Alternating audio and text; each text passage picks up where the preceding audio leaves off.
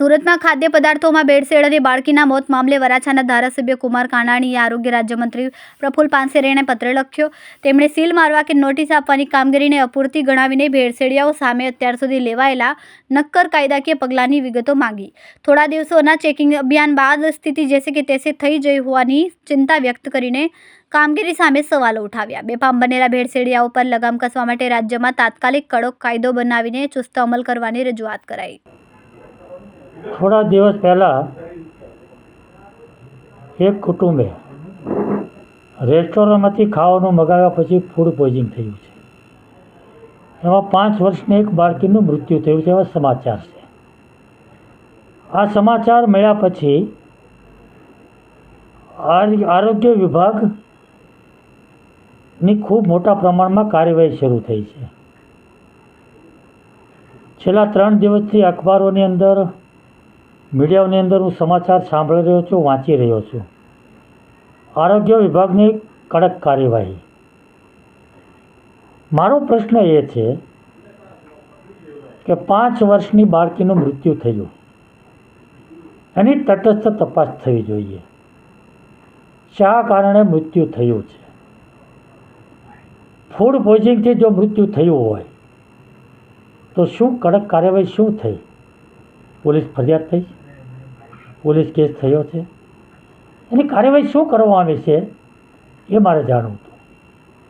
બીજો પ્રશ્ન મારો એ છે કે 3 દિવસથી 900 જેટલી હોટલની અંદર ચેકિંગો થયા. રેસ્ટોરન્ટ ઉપર ટીમ જાય, અખાદ્ય પદાર્થ મળે, નાશ થઈ જાય, હોટલ ચાલુ રહે. આને શું કડક કાર્યવાહી કહી શકાય ખરી? અમુક રેસ્ટોરન્ટને નોટિસો આપવામાં આવી છે. નોટિસો આપ્યા પછી હોટલના માલિકો, રેસ્ટોરન્ટના માલિકોનો જવાબ આપે, હોટલ ચાલુ રહે. આને શું કડક કાર્યવાહી કહેવાય ખરી? અમુક હોટલને સીલિંગ કરવામાં આવ્યું છે, બંધ કરવામાં આવી છે. બીજા ત્રીજા દિવસે હોટલો ચાલુ થઈ ગઈ. આને શું કડક કાર્યવાહી કહેવાય? મારો પ્રશ્ન એ છે કે માનવ જિંદગી સાથે છેડા કરનારા લોકોને સામે આવી કડક કાર્યવાહી કહેવાય ખરી? આનાથી શું આ બધું બંધ થઈ જવાનું છે? મારી પાસે એક ઓડિયો આવ્યો છે.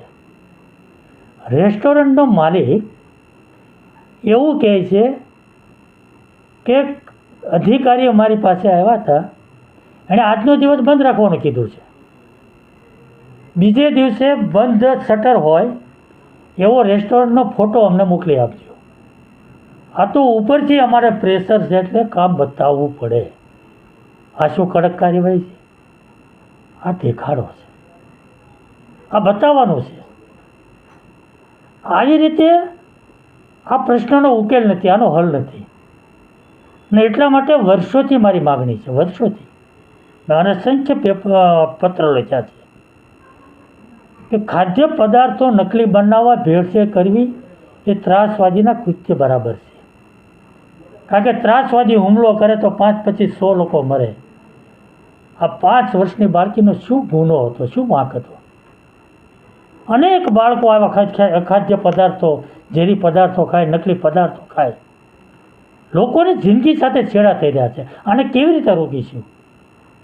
આને માટે કડક કાયદો બનવો પડે.